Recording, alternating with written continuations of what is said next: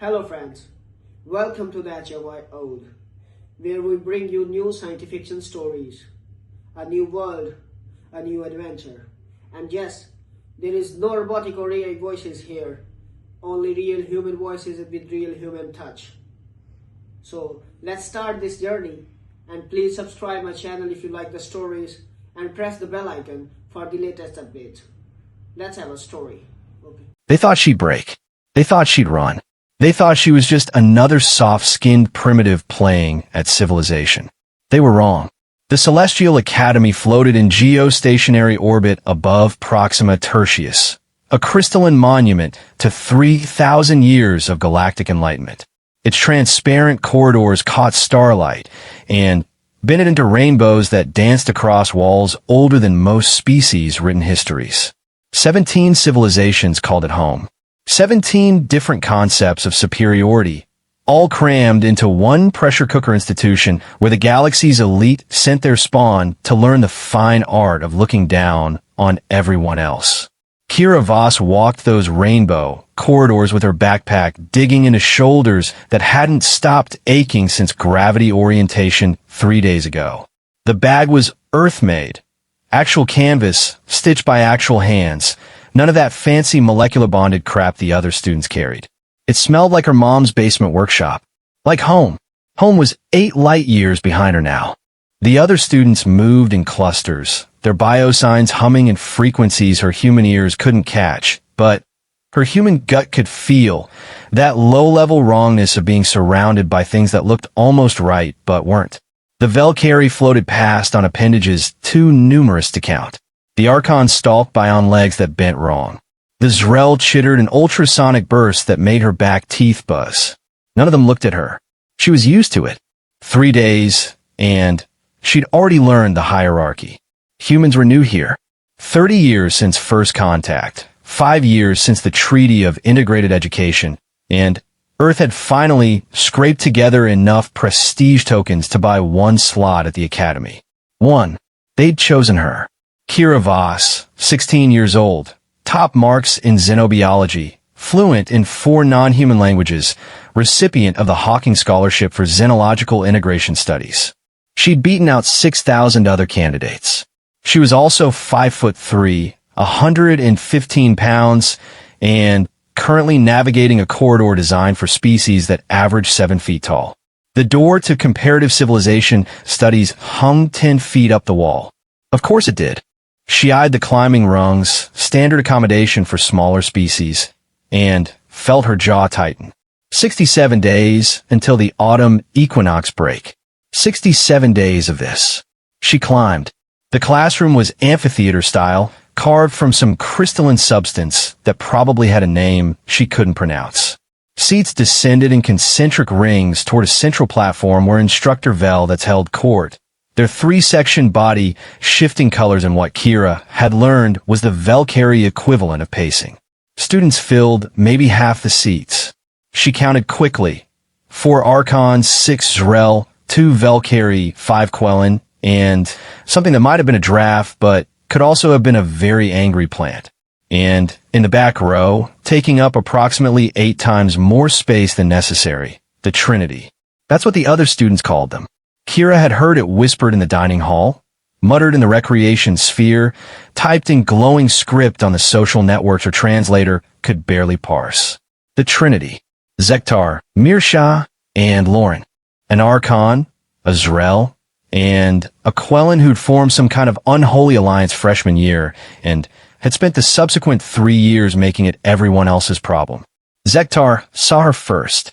The Archon was massive even by their species standards.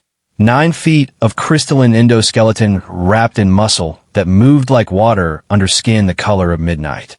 Her eyes tracked her as she entered, 2 swiveling to follow her progress while the other 2 stayed locked on Veldats. Multitasking was an Archon's specialty. Well, Zektar said, and their voice was like rocks grinding. The universal translator in Kira's ear converted it to Mandarin-accented English, because apparently the AI had a sense of humor. The primitive arrives. Conversation stopped. 17 heads turned. 30-something eyes fixed on her. Kira kept walking. Found a seat 3 rows down from the Trinity, far enough to not be obvious, close enough to not look scared. The seat was too big. Her feet didn't touch the floor. She set her canvas bag down and pulled out her tablet. Actual electronics, none of that biotech neural interface stuff that made her brainish. I heard they still use physical input devices, Mirsha said. The Zrel's voice came out as a series of clicks that her translator rendered as Valley Girl uptalk. Like they actually touch things to make them work. Gross. That was Lauren, the Quellen. They looked almost human except for the extra joint in each limb and the fact that their skin shifted through the visible spectrum when they talked. Right now, a nauseated green. Imagine having to physically contact your technology. What if it has germs? Humans are mostly germs, Zektar said. I read the intake files. They're just colonies of bacteria wearing skin suits. Technically true, Kira thought. But she wasn't about to give them the satisfaction. Veldatz's colors flickered, the Velcari version of throat clearing. If we're quite finished with the xenobiology lesson, perhaps we could begin the actual lecture? The Trinity shut up. Veldatz had that effect. The instructor's middle section split open, which never stopped being horrifying, and produced a hollow emitter that painted the classroom in blue light. A star map appeared, rotating slowly. Kira recognized it. The Orion arm about 15,000 years ago. The Quellen ascendancy, Veldatz began, rose to prominence due to 3 factors: superior neuroplasticity, early development of quantum computing, and Kira stopped listening. She'd read this chapter already. The Quellen got lucky with their neurology and rode that wave for 8,000 years before someone invented AI and leveled the playing field. Fascinating stuff, but not exactly breaking news. Her tablet buzzed. Incoming message. She glanced down. Anonymous Zenda. The text made her stomach drop. Go home, primate. You don't belong here. She looked up, scanned the classroom. No one was looking at her. No one was even holding a device. Of course, most of them had neural interfaces. They could send messages with a thought. Another buzz. Your species is an embarrassment. A cosmic joke. You'll never be more than trained animals. And another. 3 weeks. That's the betting pool. 3 weeks until you crack and run home to your gravity well. Kira's hands tightened on the tablet. The canvas bag pressed against her leg. She could smell the workshop smell, oil and solder, and her mom's terrible coffee. Her mom had hugged her for 6 minutes straight at the shuttle port. Dad had tried to be stoic and made it about 40 seconds before his voice cracked. Her little brother had given her his lucky D20, the one he'd used to roll his first critical hit, and told her not to let the aliens be jerks. 3 weeks. She'd been here 3 days. Veldatz's lecture droned on. The Trinity whispered among themselves, their voices designed to carry just far enough. Kira caught fragments. Probably can't even understand the material. Pity admission. Someone's diversity quota. She pulled up her notes. Started typing. The click of physical keys was loud in the crystalline quiet. Behind her, someone snickered. The lecture ended. Students rose in a complex choreography of limbs and appendages and things that defied classification. Kira packed her tablet, shouldered her bag, and headed for the door. She made it 5 steps into the corridor before someone grabbed her bag. Not grabbed. The wrong word for what happened. Something hooked the strap and yanked, and Kira went backwards because physics doesn't care about your dignity. She hit the floor. The actual floor, not a wall or a ceiling, because the Academy's gravity was still sorted by species-appropriate zones, and her tablet went skittering.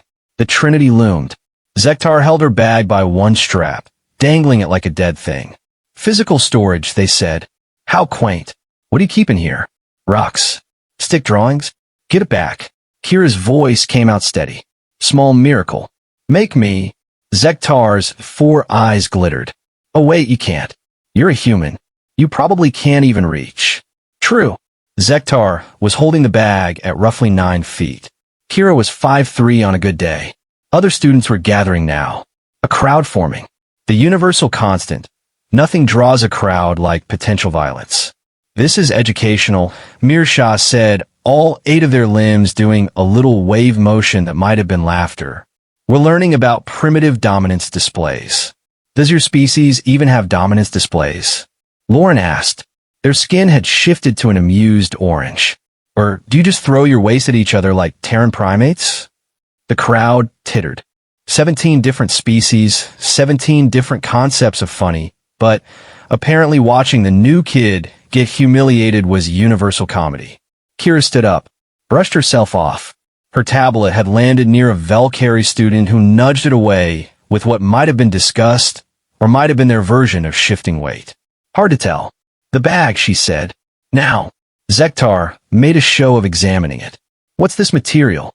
Actual plant fibers? You know we have molecular assembly tech, right? This is like wearing tree bark. My mom made it. Wrong thing to say.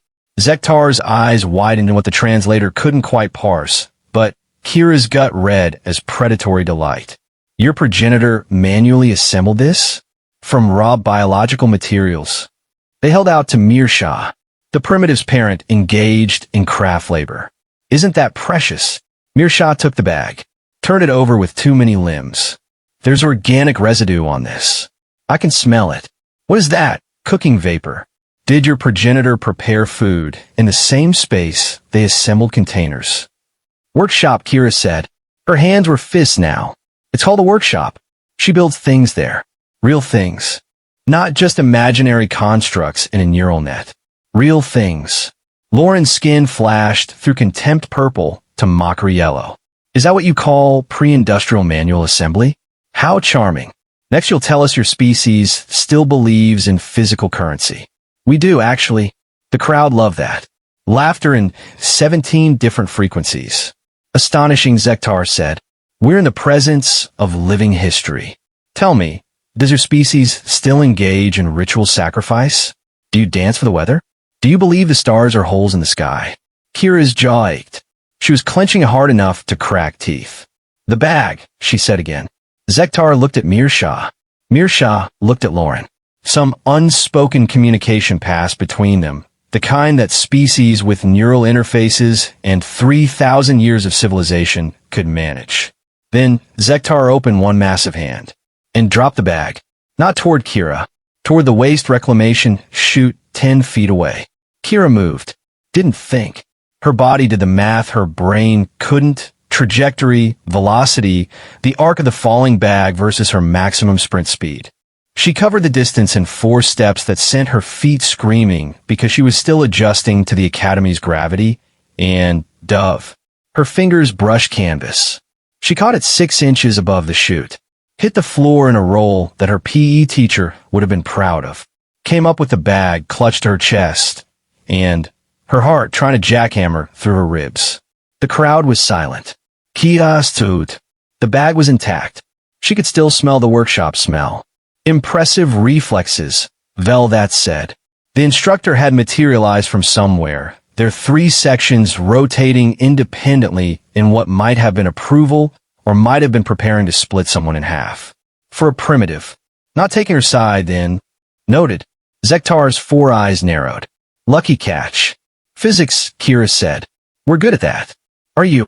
Mirsha chittered closer, 8 limbs bringing their face level with Kira's. Their breath smelled like ozone and something sweetly rotten. Good at physics?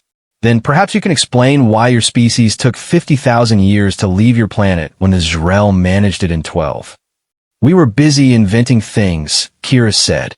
Like the scientific method. Peer review. The part where you check your math before declaring yourself superior. Mirsha? Antennae flattened. Bad sign, according to the xenobiology texts. Careful, primate, they said. You're new here. You don't understand the hierarchy. I understand it fine, Kira said. Old species on top, new species on bottom, everyone else scrambling for middle position. It's the same social structure rats use. Congratulations on your sophistication. The crowd noise changed. Still hostile, but a different flavor. Uncertain maybe, or fascination. Hard to tell when you're reading emotional states across 17 different neurological frameworks. Lauren stepped forward. Their skin had gone deep red. Anger, the text said, or possibly arousal, because Quellen color coding was contextual as hell. You just compared the galactic community to rats. Technically rodents of the family Muridae, Kira said. Native to Earth. Highly successful species. Excellent problem solvers. They'd probably do well at this academy. Actually, better than some. Zektar moved fast for something that size. One massive hand shot out and grabbed Kira's shoulder. The pressure was immense, enough to bruise, not quite enough to break. A calculated amount of violence. You think you're clever, they said. You think your primitive brain can keep up with ours. But you're wrong. You're a novelty, an exotic pet, and eventually you'll remember your place. The hand squeezed. Kira's vision sparked at the edges. Pain was information. Information was useful. My place, she said through teeth that wanted to chatter, is right here. Same as yours. Treaty of Integrated Education, Article 7, Subsection 3. All accepted students maintain equal status regardless of species origin or development index. Treaties are words, Zektar said. Words change. So do circumstances. Kira met all four eyes. Let go. Or what? Good question. Zektar had 400 pounds on her, reach advantage, strength advantage, and 3,000 years of civilization backing them up. Kira had spite, a canvas bag, and the memory of her brother's D20 in her pocket. Sometimes that's enough. Or I report this to the ethics committee, she said. Physical assault on academy grounds. 17 witnesses. And your family's prestige score takes a hit right before Ascension season. Zektar's grip loosened. Not much. Enough. You wouldn't. Try me.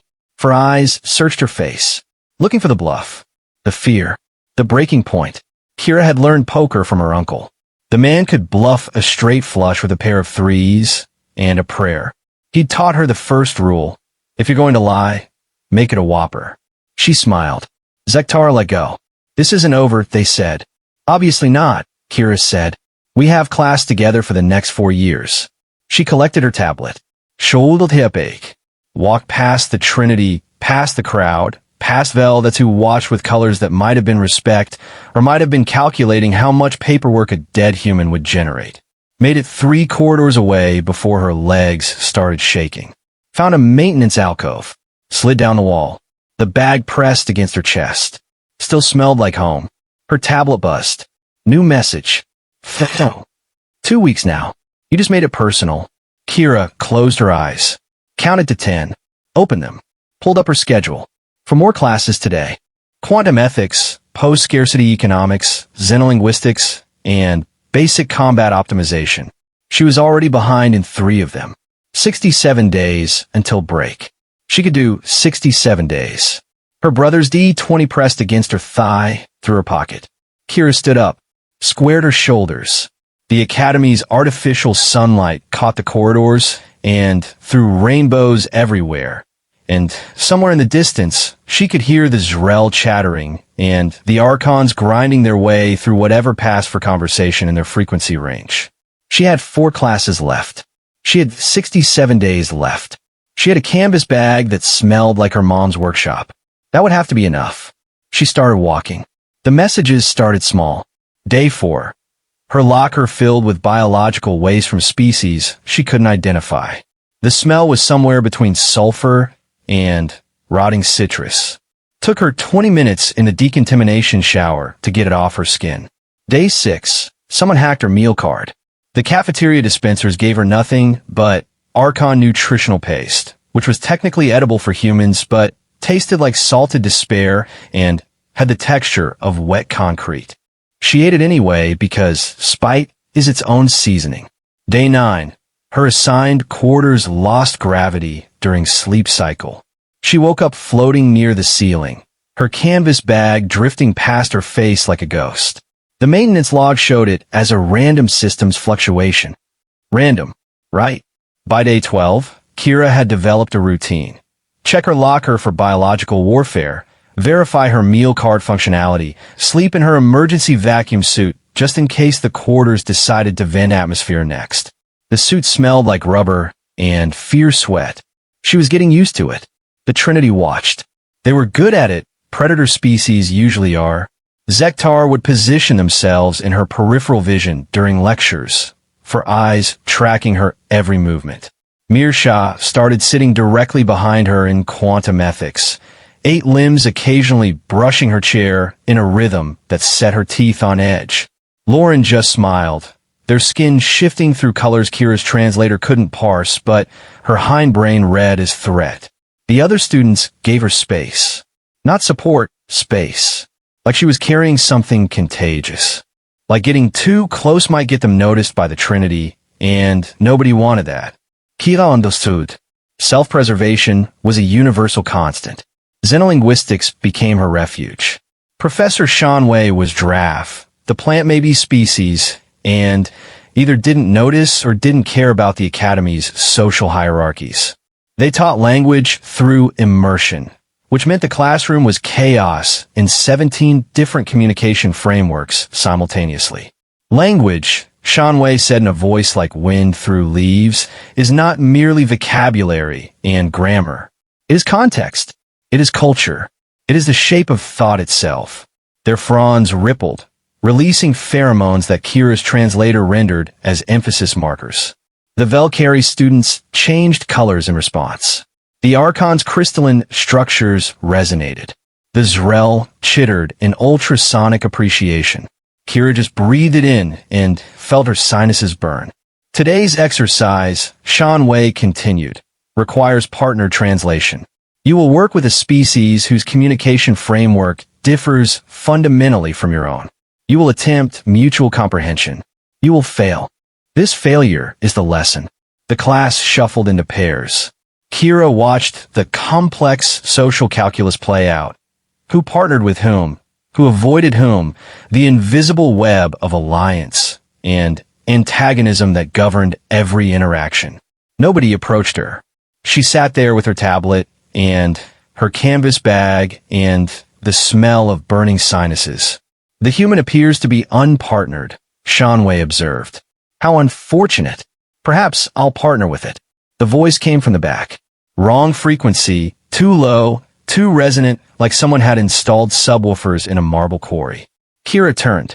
The Archon walking toward her wasn't Zektar. Smaller, though still massive by human standards, with crystalline structures that caught the light in blue-green refractions instead of midnight purple. 2 eyes instead of 4, which apparently meant something in Archon's social hierarchy, but Kira hadn't gotten that far in her xenobiology text yet. I am Torval, the Archons said. Their voice through the translator was Oxford-accented English. Definitely the AI's sense of humor. We will attempt mutual comprehension and fail together. Shanwei finds this pedagogically valuable. Kira blinks. Okay. Torval settled beside her. A careful process involving the strategic arrangement of approximately 900 pounds of crystalline endoskeleton. Their presence radiated heat. Archons ran hot. Another thing from the texts. You are Kira Voss, Torval said. The human. That's me. The human. She pulled up the translation exercise on her tablet. You ready for pedagogically valuable failure? I'm adequately prepared to fail. Torval produced their own interface, some kind of holographic construct that floated between their hands. The exercise requires I communicate a complex emotional state using only your species' visual gestural framework. This will be difficult. Yeah. Kira studied the prompt. I have to describe the concept of home using only Archon resonance frequencies. I can't even hear most of those frequencies. An excellent foundation for failure. They worked in silence for a few minutes. Kira's assignment was impossible. She needed equipment she didn't have, training she hadn't received, and probably a couple extra organs to even perceive the relevant data. Torval seemed equally stymied, their holographic interface cycling through what she assumed were various gestural combinations.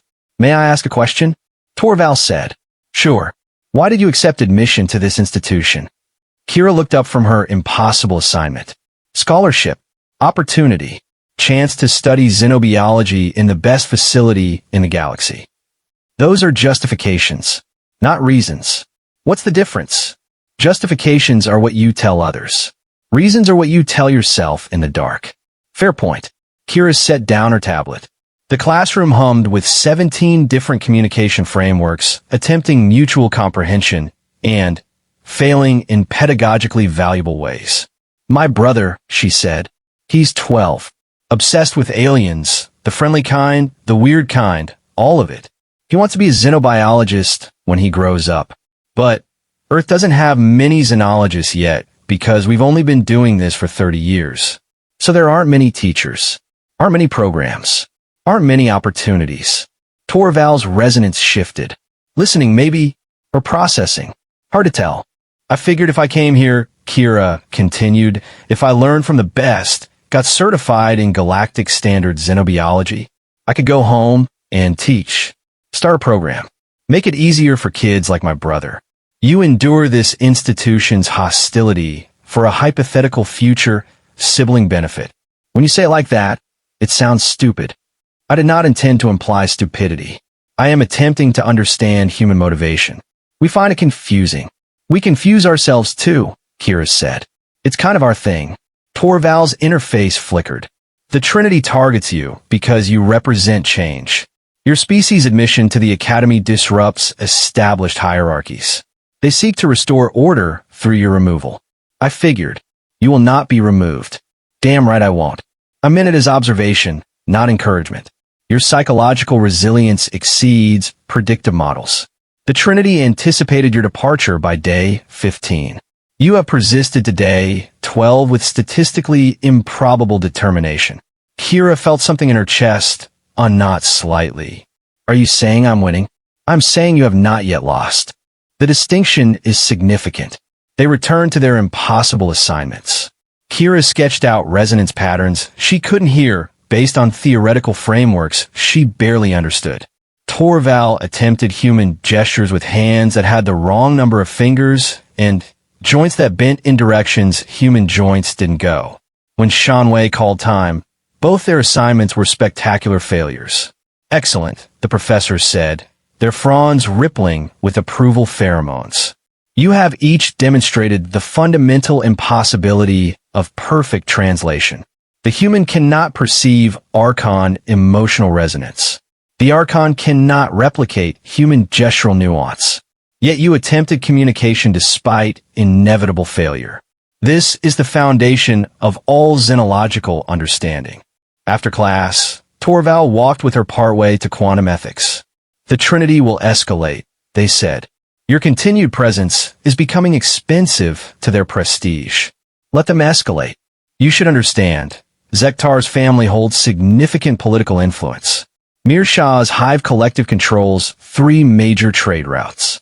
Lawrence Clade operates the largest neural interface manufacturing consortium in the Orion Arm. They are not merely students. They are institutional power. And I'm just a human. Yes. Good, Kira said. Means they won't see it coming when I outlast them. Torval's resonance shifted to something her translator couldn't parse, but her gut read as amusement. Humans are either very brave or very foolish. I have not yet determined which. Can it be both? Statistically improbable. They parted ways at the corridor junction.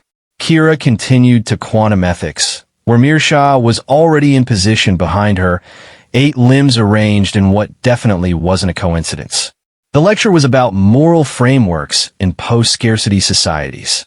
The professor, a Quellan named Varti, whose skin stayed a thoughtful silver blue throughout, posed increasingly complex ethical dilemmas. Resource allocation in situations of artificial scarcity. Consent frameworks for hive mind species. The moral status of AI constructs. Kira, try to focus. Her tablet kept buzzing. Anonymous messages. Always anonymous. Day 13 tomorrow. Unlucky for humans, right? Your species believes in luck. How primitive. Wonder what else might randomly malfunction in your quarters. She silenced the notifications. Watched Mirshah's reflection in her tablet screen. 8 limbs occasionally twitching. Antennae tracking her movements. After class, the Zrel followed her. Not obviously. They stayed 3 corridor lengths back, 8 limbs carrying them in that unsettling scuttle glide that made Kira's hindbrain scream about giant bugs. But definitely following. Kira took a detour through the residential wing. Mirsha followed. She cut through the dining complex. Still following. She headed for the observation deck. The one place in the academy where the artificial gravity sometimes glitched because it was built into the outer hull and the generators hadn't been updated in a century. Mirsha followed her there too. The deck was empty. Just transparent hull, plating, and the cosmos beyond, stars and nebulae and the distant glow of Proxima Tertius below. Beautiful in the way things that could kill you are beautiful. Kira stopped at the viewport, looked at the stars. Her reflection stared back, and behind it, Mirsha's eight-limbed silhouette. "Can I help you?" she said without turning around. "Just observing." Mirsha's voice came out as Clixer translator rendered with vocal fry. "Humans are fascinating when cornered." "I'm not cornered." "No? You're alone on the observation deck with a species that outmasses you 3-to-1 and has 8 appendages to your 4. You carry no weapons. Your species has no natural defenses, and the nearest witness is 2 corridors away." 8 limbs brought Mirsha closer. "Seems cornered to me." Kira turned, met all 8 eyes, compound structures that caught the starlight, and threw it back in fractal patterns. "You're not going to hurt me," she said. No, because this is the observation deck. Full surveillance. Every interaction logged and archived. And if something happens to me here, the ethics committee pulls the footage. Your Hive Collective's reputation takes the hit. Trade routes get questioned. Someone from your hierarchy decides you're too expensive to protect. Mirsha, S antennae flattened. "You think you understand our politics?" "Understand leverage. It's universal." Clever primate. 8 limbs adjusted, putting Mirsha at an angle that blocked the nearest exit. "But you're missing something. We've already filed a formal complaint about your presence here, citing cultural contamination concerns, academic standards degradation, 17 different violations of unspoken protocols. Unspoken protocols aren't actually rules. They're when enough people agree they are." Mirsha's mandibles clicked in what might have been laughter. "You're here on a trial basis. Your species' continued admission depends on your performance. And if your performance includes interpersonal conflicts, disciplinary incidents, or failure to integrate into academy culture, you get me expelled without technically hurting me. Now you're understanding galactic politics." The stars wheeled beyond the viewport. Kira could see Earth from here if she had the right equipment. 8 light years. Her family was there. Her brother with his D20 and his dreams of xenobiology. "I'm not leaving," she said. "You will. They always do. Humans don't belong here. You're too soft, too emotional, too tied to your biological imperatives. Give it another week. Maybe 2. You'll crack. And if I don't..." 8 limbs shifted in what her translator couldn't parse, but her gut read as threat. "Then we escalate. But you won't get that far. 14 days from now, you'll be on a shuttle back to your gravity well. The Academy will issue a polite statement about cultural incompatibility. Your species will slink back to your little planet, and everything will return to normal." Mirsha scuttled past her, 8 limbs carrying them toward the exit. Paused at the threshold. "You know what the betting pool is up to now," they said. 17,000 credits. Every student in your cohort has a stake. Most bet you break by day 10. The smart money's on day 15. Zektar's got a side bet that you don't make it to day 20. "What did you bet?" "Day 13. Mirsha's antennae perked up. "Tomorrow. I never lose bets." They left. Kira stood at the viewport and watched the stars. Her reflection stared back, small, soft-skinned, utterly out of place in this crystalline monument to civilizations that had mastered faster-than-light travel before her ancestors figured out agriculture. Her tablet buzzed. Not a message this time. A calendar alert. Day 13, basic combat optimization. Final examination she'd forgotten. The combat final. The one class where physical performance mattered more than academics. The one class where the Trinity had every advantage. Kira pulled up the exam parameters. Live fire scenario. Adaptive combat environment. Teams of 3 against progressively difficult challenges. Scoring based on speed, efficiency, and tactical innovation. She scrolled down to the team assignments. Her name sat alone. No team, no partners, just Kira Voss, solo competitor by default, because nobody would partner with her. And solo competitors faced the same challenges as teams of 3. The final was tomorrow. Kira closed her eyes, counted to 10, 20, 30, opened them. The stars were still there. Earth was still 8 light years away. Her brother's D20 was still in her pocket. She had 16 hours to prepare for a combat examination designed for teams. The Trinity had made sure she'd fail. They'd probably already won their bets. Kira shouldered her Kenmusbake.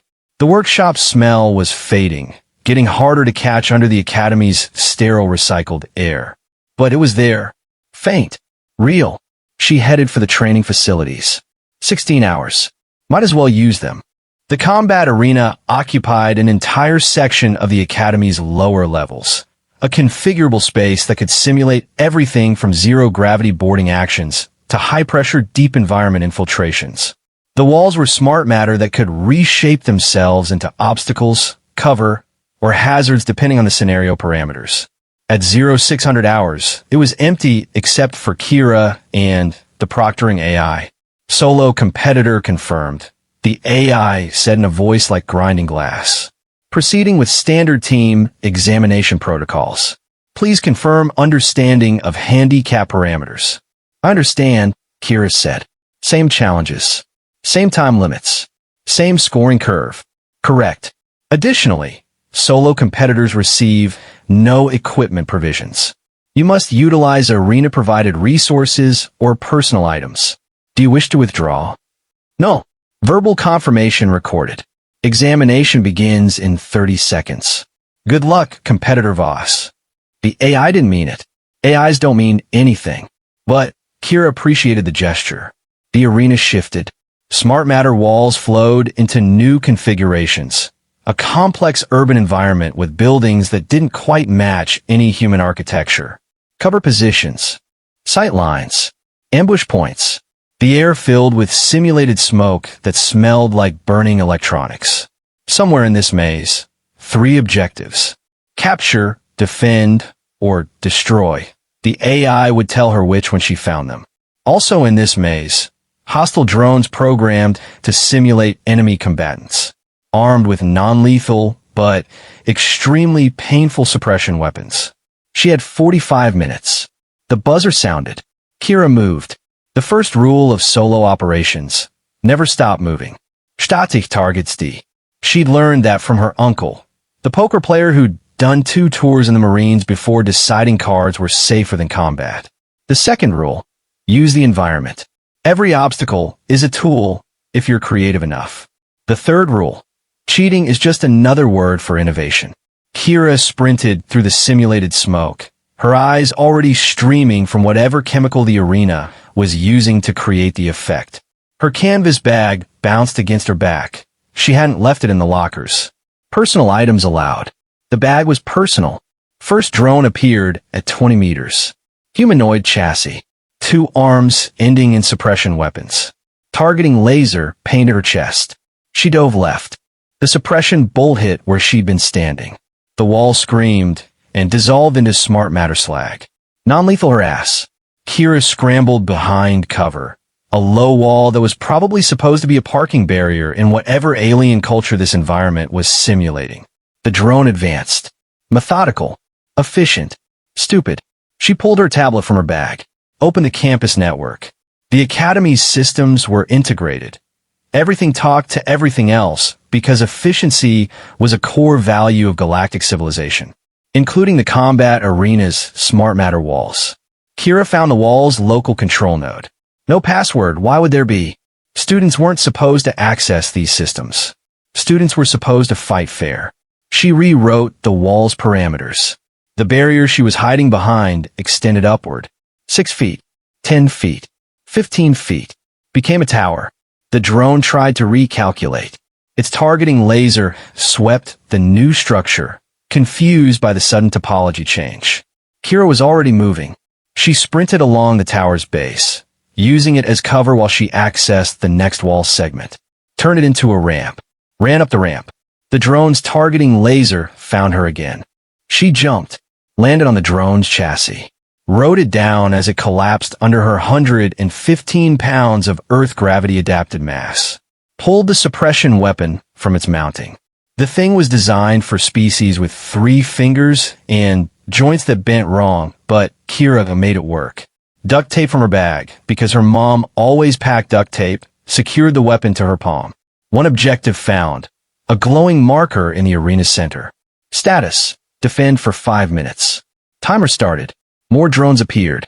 6 of them. Team-level opposition for a solo competitor. Kira couldn't. She'd been angry for 13 days. Angry at the messages. Angry at the sabotage.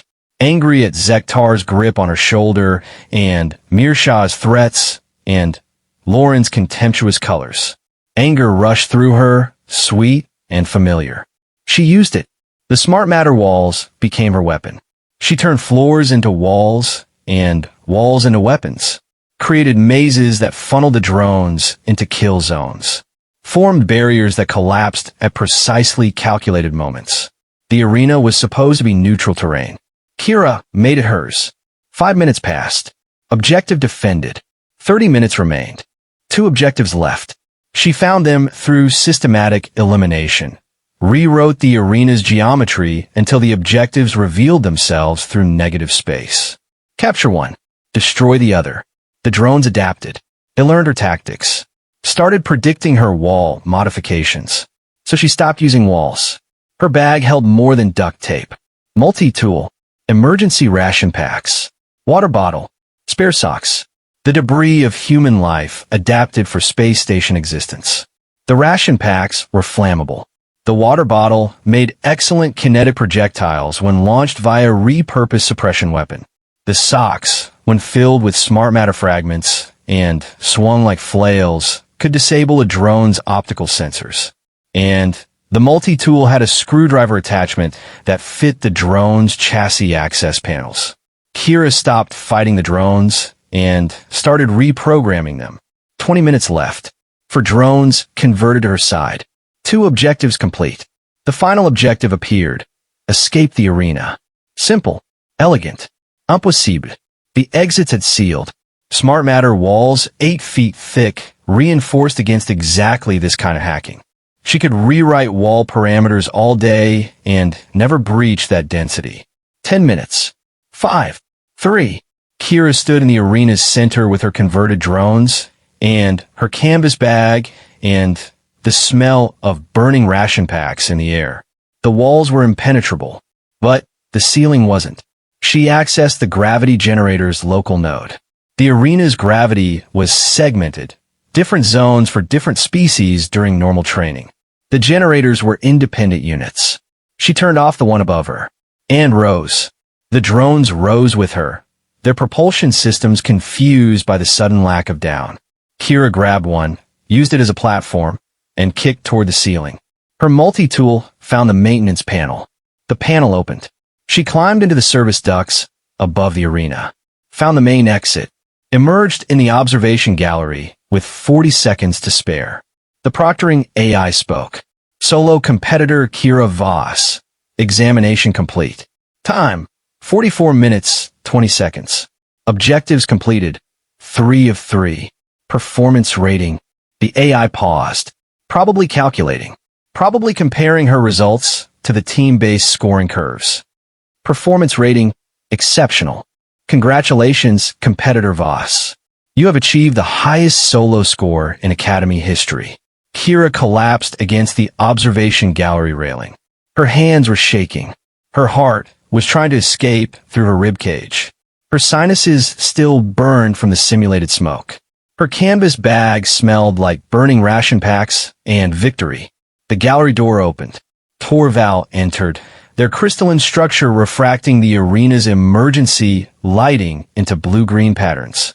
I observed your examination, the Archon said. You cheated. I innovated.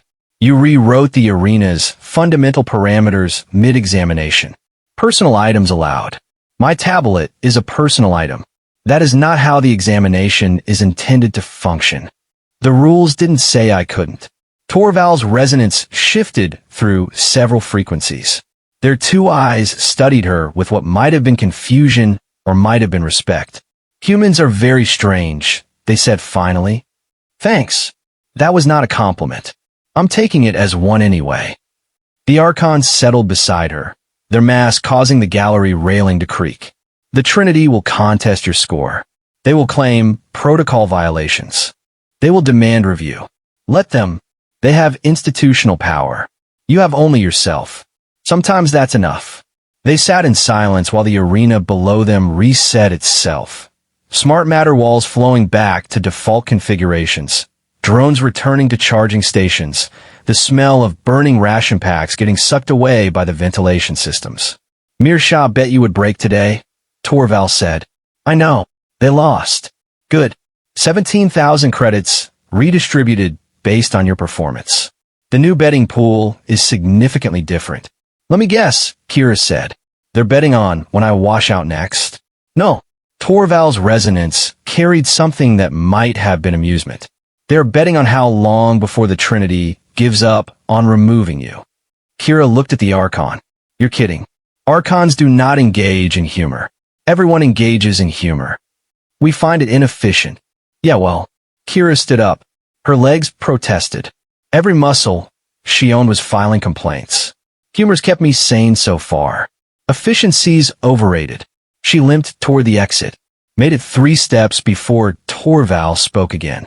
For what it is worth, they said, I am pleased you did not break today. Kira looked back. Why?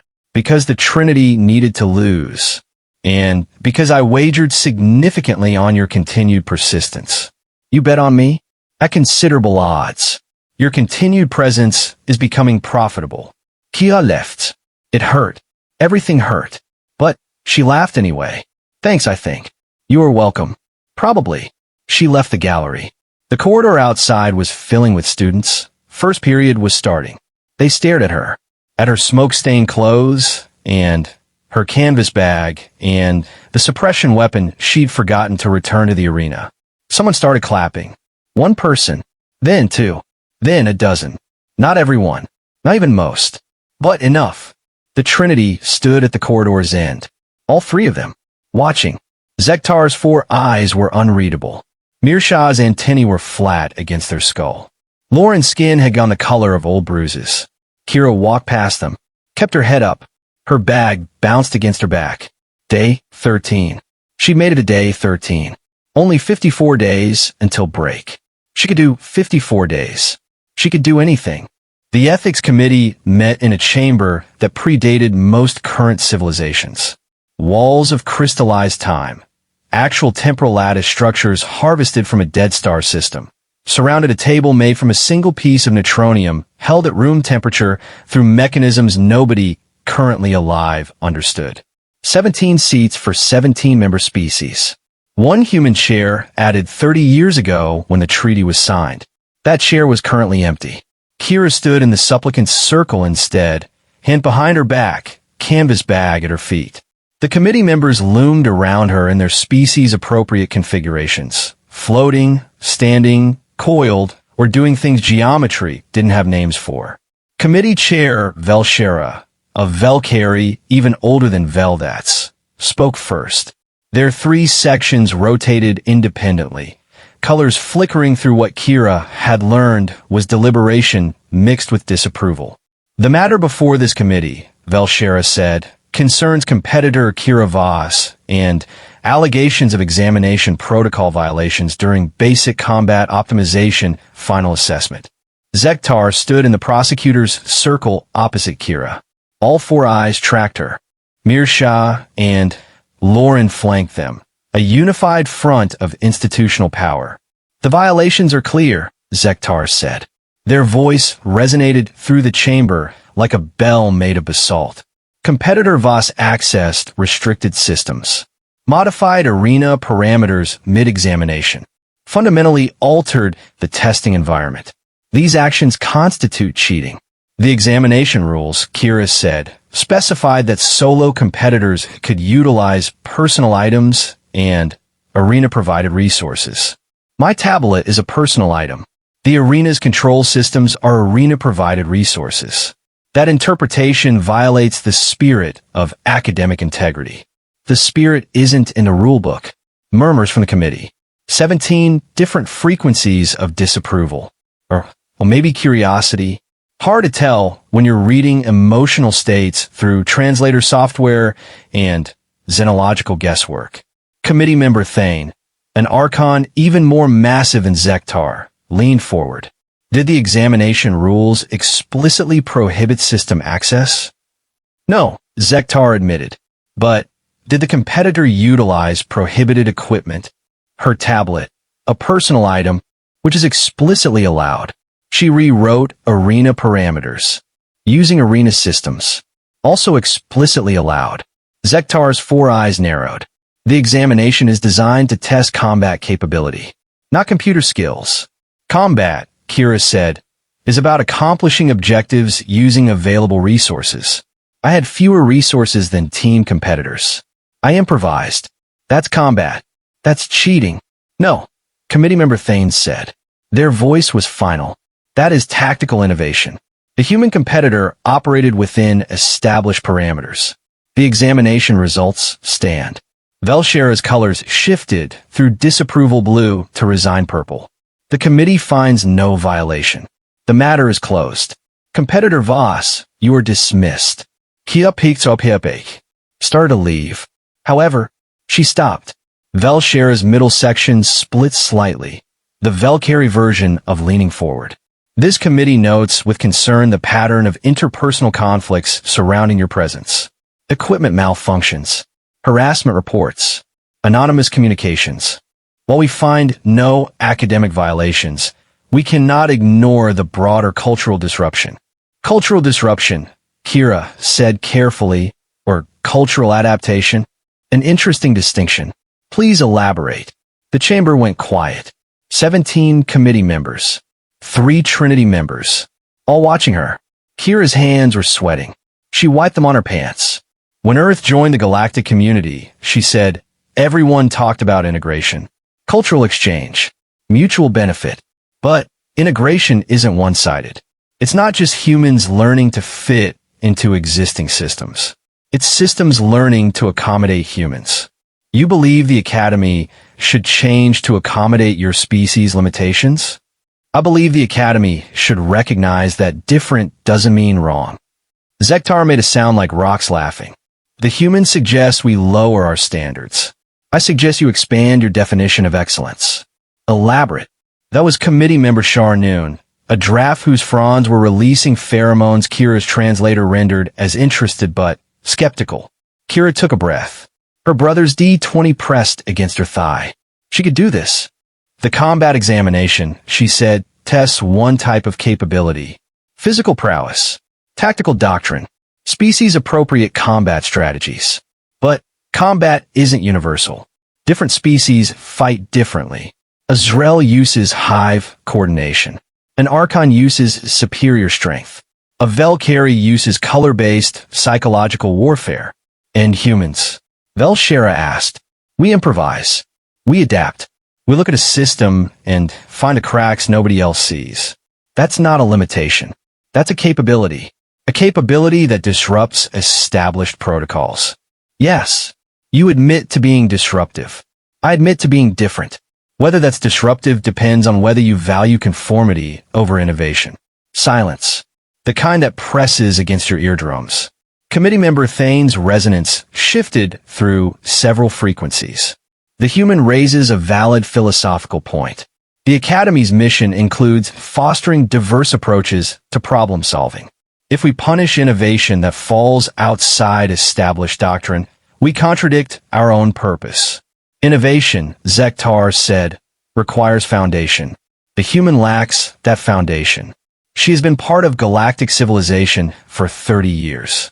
We have been part of it for 3,000. Her species cannot simply ignore that gap through clever computer tricks. Can't we? Kira met all 4 eyes. Your species spent 3,000 years building faster-than-light drives using quantum tunneling. Took you 1,500 years to get from theory to practical application. Humans did it in 70 years using different physics. We started from scratch and got there faster because we didn't have 3,000 years of this is how it's done blocking us. You stole our technology. We learned from it. That's what students do. Mirsha scuttled forward. The human ignores the fundamental issue. She is alone here. One student. One species. The Academy's culture has been stable for millennia. She expects us to reshape ourselves around her individual needs. I expect you to honor the treaty you signed, Kira said. Article 7, subsection 3. All accepted students maintain equal status regardless of species, origin, or development index. Equal status. Not equal once you prove you're good enough. Not equal if you don't cause problems. Equal. The treaty, Lauren said, their skin flashing through angry reds, was a political gesture, not a blueprint for cultural upheaval. Then, maybe you shouldn't have signed it. The chamber erupted. 17 committee members, all speaking simultaneously in 17 different communication frameworks. The translator in Kira's ear gave up and just buzzed static. Velshera's colors went pure white, the Velcari version of a gavel strike. Silence. Competitor Voss, they said, your examination results stand. The harassment complaints will be investigated. This committee makes no determination regarding cultural accommodation at this time. Dismissed. Kira bowed. The universal gesture that worked across most species and left. Made it 3 corridors before her legs started shaking again. Found a maintenance alcove. Slid down the wall. The canvas bag pressed against her chest. Barely smelled like the workshop anymore. Her tablet buzzed. Not an anonymous message this time. Zinda identified Torval. The betting pool has shifted again. Current odds favor your completion of the full academic year. Would you like to know the percentage? Kira typed back. No. I don't want to know what people think I can do. I just want to do it. 3 dots. Torval 2 ping. Statistically rational response. For a human. She almost smiled. Another message. Different sender. Shan Wei, the xenolinguistics professor. Your committee testimony demonstrated excellent cross-cultural rhetorical adaptation. Well done. Also, you are failing my class. Please schedule office hours to discuss remediation strategies. Kira did smile at that. She stood up, squared her shoulders. Check her schedule. For more classes today. Post-scarcity economics, advanced xenobiology, stellar cartography, and introduction to warp field theory. She was behind in 3 of them, barely passing the 4th. 54 days until break. She started walking. The Trinity didn't speak to her for a week. They watched. They always watched. But the harassment stopped. The anonymous messages ceased. Her locker stayed free of biological warfare. Her meal card functioned normally. Her quarters maintained consistent gravity. Other students started nodding to her in corridors. Not many, but enough. Date 20, a Velcari student asked to borrow her notes from comparative civilization studies. Kira shared them. The student's colors shifted to something that might have been gratitude. Day 23, someone left a meal supplement bar outside her quarters. The kind humans could actually digest. No note. No sendera identificación. Day 27. Torval invited her to a study group. For archons working through advanced xenobiology problem sets.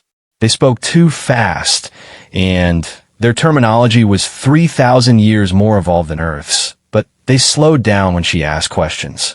Explain concepts using examples she could understand. Day 30. Shanwei's office hours. The professor's fronds released pheromones that made Kira's eyes water, but apparently signified patience. You are failing, Shan Wei said, because you approach xenolinguistics as translation. It is not translation. It is transformation. You must stop trying to convert alien thoughts into human frameworks. You must learn to think in alien frameworks. I don't know how, because you are afraid. Kira blinks. What? You are afraid that if you think too much like an alien, you will stop being human. This fear limits you. The fronds rippled. More pheromones. Kira's translator rendered them as gentle but firm. Your species is new to the galaxy, Shan Wei continued. You carry humanness like armor. You believe if you lower that armor, you'll be absorbed. lost. But identity is not so fragile. You can learn to think in Valkyrie color patterns without losing your human perspective.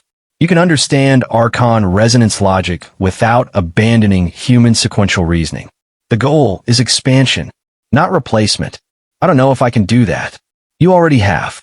Your combat examination. You thought in terms the arena's designers did not anticipate. You expanded the problem space. That is xenological thinking. That was just computer hacking. It was seeing possibilities others missed because their training limited their perception.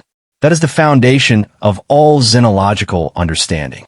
Kira left the office hours with 17 new assignments and a headache that felt like her brain was reorganizing itself. But also a path forward, a way to stop failing. Day 35, she passed her first xenolinguistics exam. Barely, but passing was passing. Day 40, the Trinity found her in the library. Kira was buried in stellar cartography homework, trying to understand how the Zrel mapped space using pheromone trail logic instead of visual coordinates, when four eyes appeared in her peripheral vision. Sektar, Mirsha, and Laura materialized on either side. Triangulated position. Prédateur formation. We need to talk, Sektar said. Kira set down her stylus. Looked up. The library was full. Dozens of students working in the complex social dance of who studied with whom and who avoided whom. So talk. Zektar's four eyes scanned the room. Calculating. Not here. Observation deck. 10 minutes. They left before she could respond. Kira sat there with her stellar cartography homework and a decision to make. Going to the observation deck was probably stupid. Going alone was definitely stupid. But staying away meant giving them power. Meant flinching. She made it 40 days by not flinching. She packed up her stuff. Shoulder till canvas bake. The workshop smell was almost gone now, replaced by the academy's sterile recycled air and the accumulated scent of 40-day survival. Torval intercepted her at the library exit. You should not meet them alone, the Archon said. Probably not. Then do not go. Can't do that either. Why not? Kira thought about it. About 13 days of harassment and 40 days of watching. About her brother's D20 and her mom's workshop and the treaty that promised equal status. Because if I don't go, she said, they win. And if you go and they hurt you, then I report it and they still lose. She started walking. But they're not going to hurt me. How do you know? Because it's been 40 days and I'm still here. If violence was the answer, they'd have used it by now. Torval's resonance shifted through several frequencies. Humans have strange logic. Worked so far. The observation deck was empty except for the Trinity. They stood at the viewport, three silhouettes against the cosmos. Zektar's crystalline structure caught starlight. Mirshah's 8 limbs cast complex shadows. Lauren's skin was shifting through colors too fast for Kira's eyes to track. She walked to the viewport, stood beside them, looked at the stars. Nobody spoke for a long minute. Then Zektar said, "You are not going to leave." "No, we have tried everything short of physical violence." "You persist." "Yes." "Why?" Kira looked at the Archon. All four eyes watched her, searching for something. "Why do you want to gone so badly?" she asked.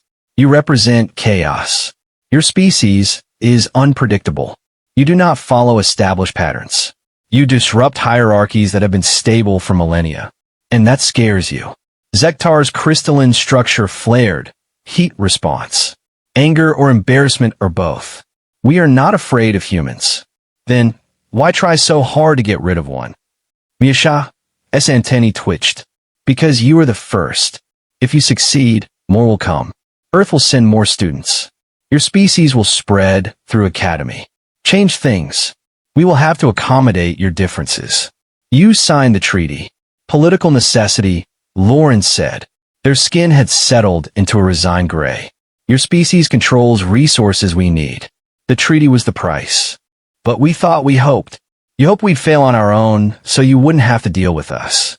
Yes. At least they were honest. Kira turned back to the viewport. Earth was down there somewhere, 8 light years away, probably not even visible with the naked eye from this angle, but there Real. I get it, she said. Change is hard, especially when you've been doing things the same way for 3,000 years. But here's the thing. I'm not trying to destroy your culture. I'm just trying to exist in it. Your existence changes it, Zektar said. Yeah, it does. That's what happens when you let new people in. They bring new perspectives, new methods, new problems, and new solutions. You can either fight that or adapt to it. And if we choose to fight, Kira met all four eyes. Then, you waste a lot of energy fighting something that's already happened. The treaty is signed. I'm here. More humans will come. Fighting that doesn't change it. Just makes everyone miserable. Silence. Outside the viewport. Stars wheeled through eternal darkness. Inside, 3 representatives of ancient civilizations stared at one representative of a species that had learned to make fire approximately 60,000 years ago. We could make your life very difficult, Mir Shah said. The harassment so far was minor. We have other options. You could, Kira agreed. But then I reported. Ethics committee investigates. Your family's prestige takes hits. And the next human who comes here knows exactly what to expect. Comes prepared. Brings lawyers and documentation and political pressure. Makes it even harder for you. Or, Lauren said, we could simply wait you out. 4 years is short for us. Our species lives centuries. We can be patient. Can you? Because the betting pool says otherwise. 17,000 credits. Say, I'm not going anywhere. Zektar made that rocks laughing sound again. You know about the betting pool. Everyone knows about the betting pool. And it does not anger you that we commodified your suffering. Kind of makes me want to prove you all wrong more. So thanks for the motivation, I guess. The Archon's 4 eyes blinked in sequence. Something Kira had learned meant genuine confusion. You are very strange, Zektar said. I'm human. We're all strange. You'll get used to it. Will we have to? That was the question, wasn't it? Kira adjusted her back. The canvas pressed against her back. Barely smelled like anything anymore. Just fabric and time. Yeah, she said. You will. Because I made it 40 days. I'll make it to the autumn break. Then I'll come back and make it through winter term. Then spring. Then I'll graduate and go home and teach my brother's generation how to do this. And they'll come here better prepared than I was. They'll have my notes and my experiences, and they'll know all your tricks before you use them. She turned to face them fully. And maybe some of them will be nicer than me, she continued. More diplomatic, better at fitting in, but some of them will be worse. More stubborn, more creative, more willing to break your rules and exploit your loopholes. And you'll have to deal with all of them. 4 generations. Because that's what happens when you sign treaties with humans. We're persistent. We don't quit. We don't know when we're beaten because nobody bothered to teach us how losing works. Mir Shah's 8 limbs shifted. That is not a threat. No, it's a promise.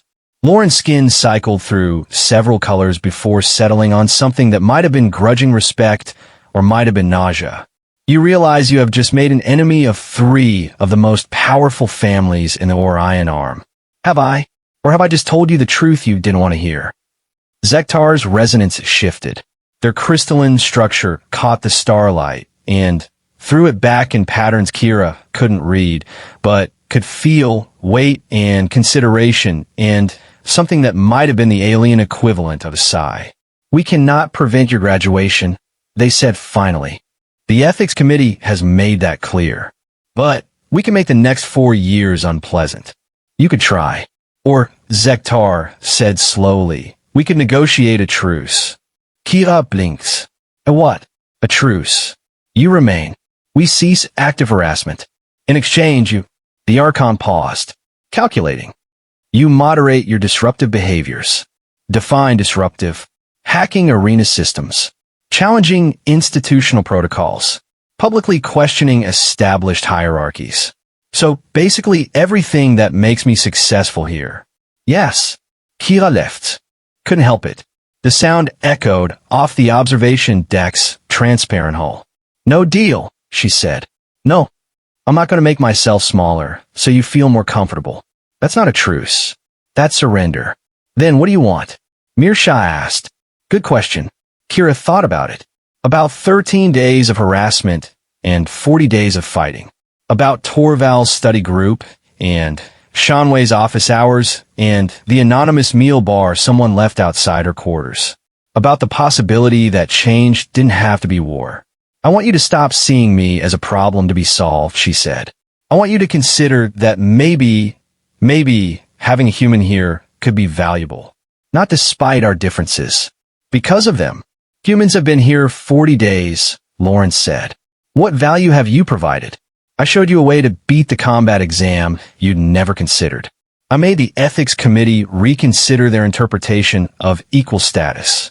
I forced Shanwei to articulate xenolinguistic philosophy they'd never had to explain before. I'm not just taking up space here. I'm making this place think.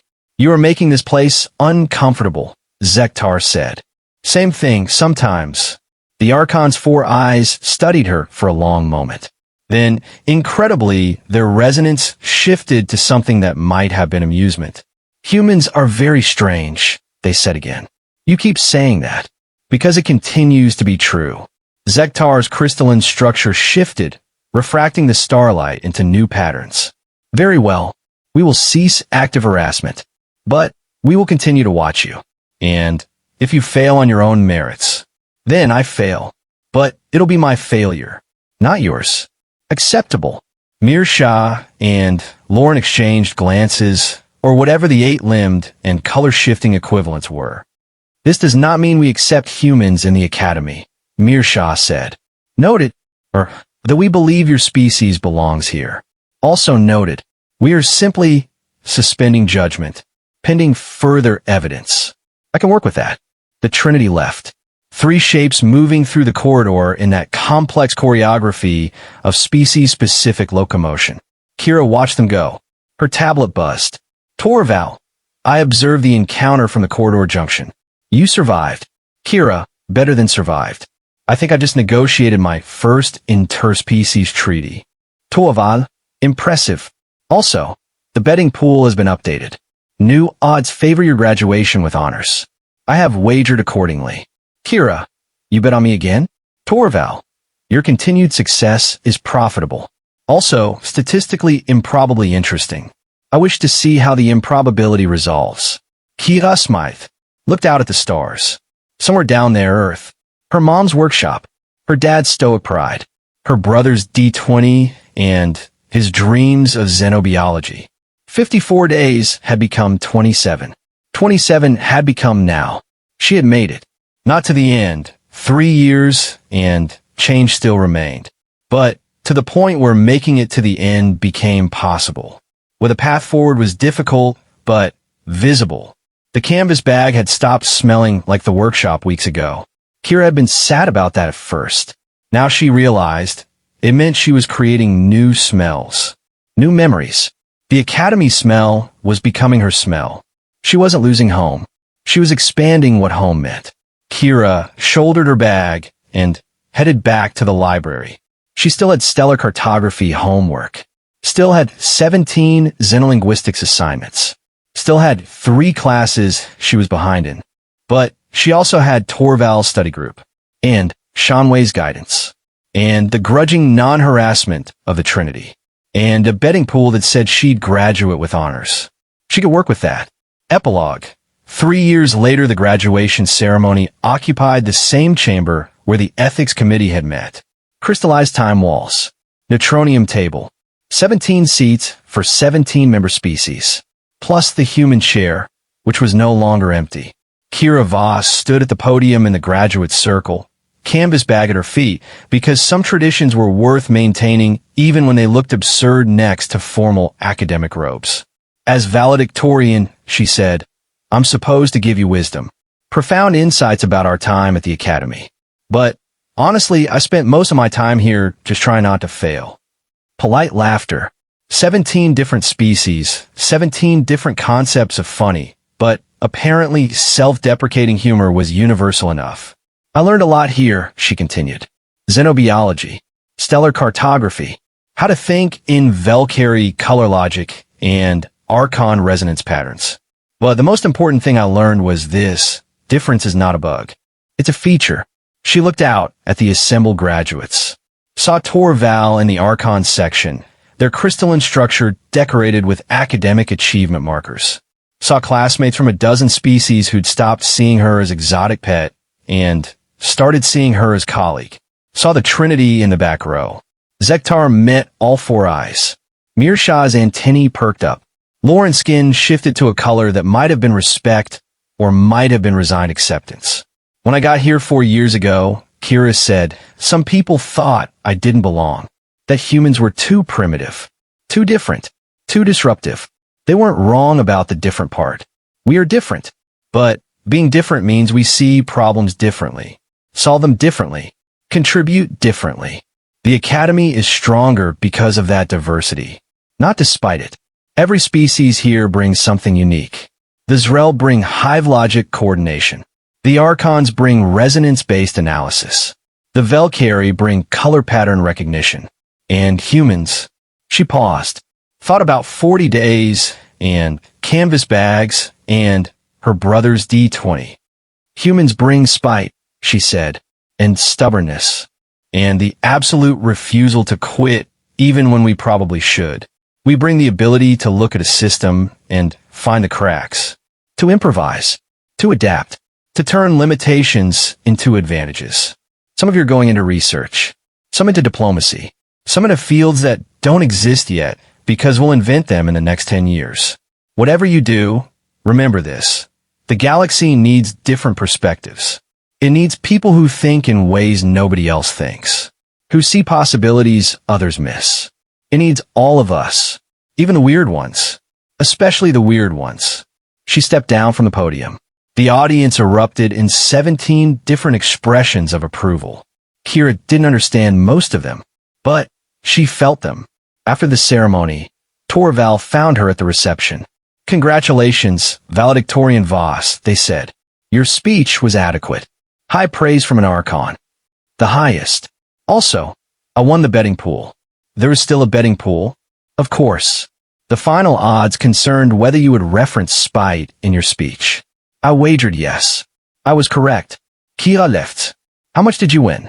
87,000 credits. I am using it to fund a research position. If you're interested. Doing what? Xenological integration studies. Analyzing how human problem-solving approaches can complement traditional galactic methodologies. I require a researcher who understands both frameworks. You're offering me a job? I am offering you an opportunity to continue being productively disruptive. There is a difference. Before Kira could respond, someone else approached. 3 someones. The Trinity. Zektar extended one massive hand. The gesture that meant formal greeting in Archon culture. Congratulations, they said. Kira shook. The hand could still crush hers effortlessly. Zektar was gentle. You made it, Mirshah said. Their antennae were in a position Kira had learned meant grudging respect. For years. Valedictorian. Published research. Awards. You exceeded all predictions. Well, Kira said, I did bet against your timeline. Yes. You cost me 17,000 credits initially. I have since recouped those losses by betting on your success. You bet on me? After everything. Of course. Once it became clear you would not break, betting against you became irrational. I'm many things. Irrational is not one of them. Lauren stepped forward. Their skin was a color Kira had never seen before, something between blue and green and gold. What is that color? She asked. Appreciation, Lauren said. Reserved for worthy opponents who become colleagues. You earned it. They left. 3 representatives of ancient civilizations who'd spent 4 years trying to break one human and ended up being changed by her instead. Kira stood there with her canvas bag and Torval's job offer and a graduating class that included 17 species who'd learned to see humans as peers. Her tablet buzzed. Message from Earth. Her brother. Did you do it? Did you graduate? Did you show them? Kira typed back. I showed them. Now it's your turn. I'll be home next month. We have work to do. Because that was the thing about being first. You weren't just doing it for yourself. You were building a bridge for everyone who came after. Kira peeked up at canvas bag. It didn't smell like the workshop anymore. It smelled like 4 years of survival and triumph and the accumulated scent of making impossible things possible. She had made it. But more importantly, she had made it easier for the next one, and the next one, and the next one. That was the real victory. The Trinity had been right about one thing. Change was coming. They'd just been wrong about whether they could stop it. Humans were here now, and humans didn't quit.